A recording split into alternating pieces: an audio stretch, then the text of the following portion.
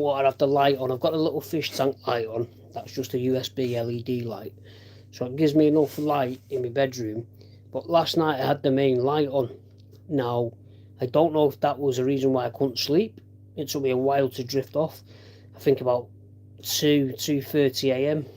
started, wanting to go to sleep. So today I've tried to limit, the light exposure. I say that, but when I get off here, I'll probably watch something on the old Amazon tablet I've got.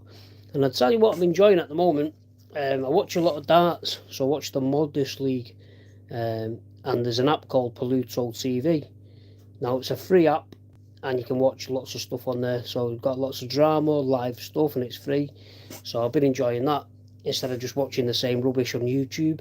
Sometimes, have a day or a night where I'm watching Pluto TV.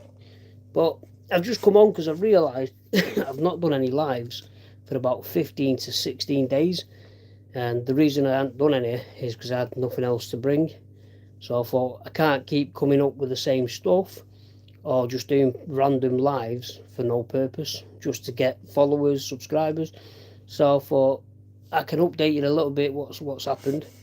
So I went to my chest specialist appointment, and I did mention, obviously, when I have my IV therapy, that one in particular nurse who's pretty high up has turned around on numerous occasions and said to me my heart rate is quite high. When we put the oxygen sat probe on the finger, we noticed when I'm speaking, the heart rate shoots up. So she did say it's something worth mentioning to the specialist. I give him an email. He said we'll discuss that next time you're in clinic. So we was doing my my saturations, and obviously when I was talking, it started going up and up and up. So he sent me for an ECG. The ECG come back within range. I did mention that when I am walking, I've noticed a lot of people are passing me, and I'm thinking, am I generally walking that slow? I feel like I'm walking normal pace sometimes, and people are just going past me. It don't matter if it's someone young, old, woman, man, they're going past me. So we did a breathing test, and the breathing test shown that there's some mild restriction is in my capacity of holding air in and expelling that air.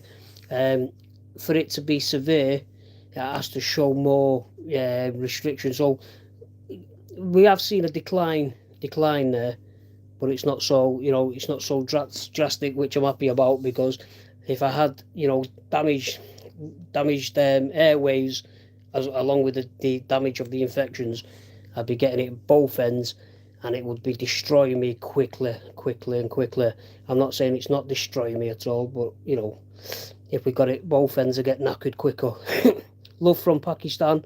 Yeah, nice guys, nice everyone coming over. Yeah, so we did the ECG. Now what's going to happen now is I'm going to have a 24-hour monitoring in June. And what he wants me to do is just have my normal day, whatever my normal day is. If possible, do some kind of exercise, just so he can see what, say, sitting down's like, what's just walking around, and a little bit of activity. So he's going to monitor my heart rate, just because as I'm getting older, as I'm getting older, and I try to exercise, obviously, when I can, but they're worried that if my heart rate hits a certain level, I could probably just drop dead like that. But I don't think there's anything wrong with the heart. I really don't think there's anything wrong with my heart. I just think that I've got quite a high tachycardia. It's called tachycardia, especially around chest infections, especially when I'm on treatment as well, and if I'm speaking, which is strange. So yeah, so I've got that to do. That's not coming till June. So summertime I'll be going for that testing. I have sent a sample off the other day because I did tell my specialist I think I'm starting with something. I'm starting to feel tired more. I'm slowing down in different aspects of my life and things like that. So I sent it off. I won't know what's going on till probably Monday, Tuesday, as they take about 3 days in the laboratory to test and get the right antibiotic.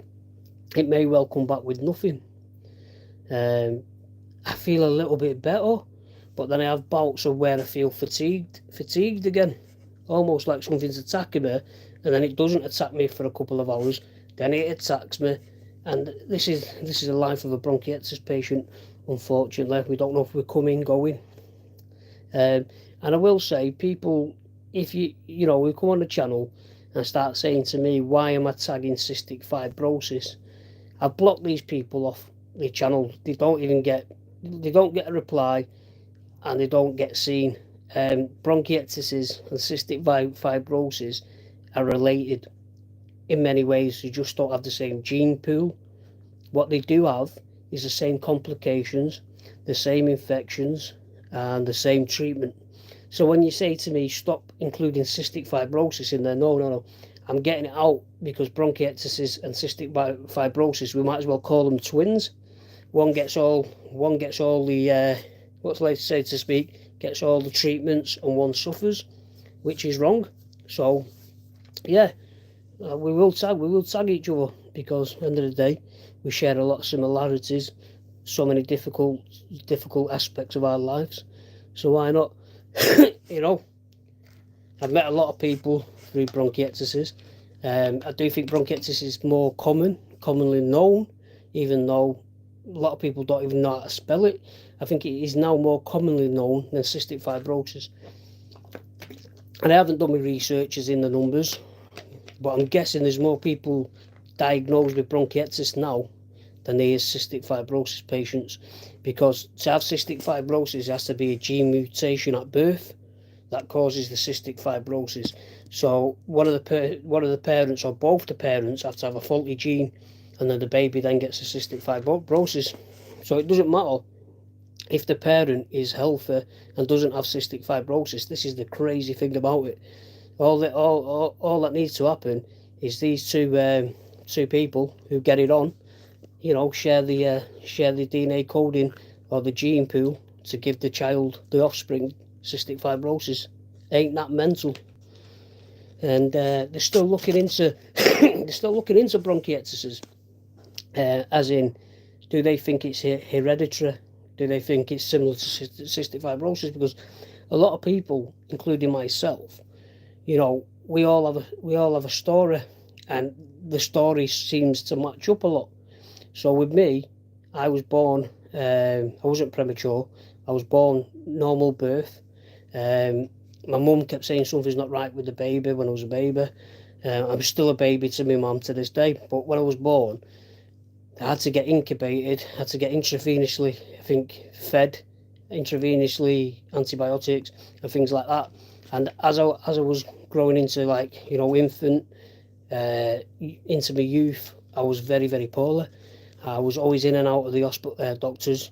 I was always given antibiotics, and something started not sitting right with me when I was in high school, and I started bringing lots of crap out my chest, and other kids in the school didn't. So I thought, well, I'm not normal, all these people around me, they're normal, they're not bringing the crap out their chest, I am. Then I got a little bit older, fitting well, about 18, 19, so I was able to do things. But then I started slowing down when I was working in a workplace with chemicals. I was a sign maker, so we used to work with just spirits. I'm trying to think of the name. There was a spray cabin and things like that, and I used to come home from work every day with a temperature and poorly. So I went to see my doctor. I explained I'm working in, like, not an industrial place, but you know what I mean, they do cut certain plastics, perspex, that has a disgusting smell. I am working with spirits to clean certain signs down, and I'm getting poorly. And all he said to me is, because I was diagnosed, it's asthma, I suggest you leave. So then I left, and for anyone who don't know, then I went to train as a professional boxer, and again I got poorly, got a pneumonia. Spoke to a lovely Chinese doctor in 2009, who then said to me bronchiectasis, and then I got diagnosis through CT scan. So a lot of people have similar stories, and I don't think they have a full out breakout till they're about 21, 22. I feel like everyone, and then they get a follow-up investigation. I think things now are a little bit more advanced. I think the GPs know what bronchiectasis is. You know, years ago you go in and they say, oh, chest infection, can hear the crackles in the chest, temperature, here's some amoxicillin. And you go home, you take them, 3 months later you go back and the same thing would happen. Now with all this computerised system and things like that, they don't look through a massive file. They can just scroll down and say this patient's been in now 7 times in the year with repeated chest infections. It's time we do some investigation. And this is why we are now getting, you know, we're getting a lot of diagnoses with bronchiectasis, with maybe secondary asthma, or it was the asthma first and the bronchiectasis. So, you know, it's just mad. It's mad. I think a lot of people could actually go their whole life, you know, under certain circumstances, the whole life, not knowing, not being diagnosed with bronchiectasis if it's mild. It very rarely stays mild, let me tell you that.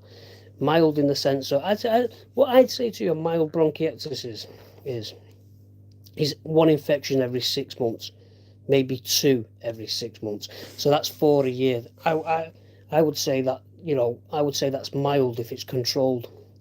What was happening with me, at one point, I was having, trying to work it out, about 8 to 11 infections a year. And then it was getting taken more seriously. Then I was getting put on, you know, cycles of antibiotic therapy, along with nebulized therapy. So, you know, it's not something that's going to stay at a steady pace. There's always going to be an increase, but I guess it depends if, I think we're all different. I think some people are always bringing stuff out of the chest, and we might have a family, a family member, a friend, so to speak, and we say, something's not right with them. You should go and get checked out, and they never do. And I think a lot of people probably have an undiagnosed bronchiectasis somewhere down the line or in the family tree. Right, guys, I'm going because I had a lot of watchers. Now it's just me, my best one, but I'm getting tired, and I'll just update you. I'll let you know on Tuesday, possibly Monday, what my sputum sample's saying, whether I'm going on IV therapy or I'm just getting put on some tablet format. But anyway, guys, I am going to try get my head down a bit earlier tonight. So everyone take care. Please subscribe. See you later, guys.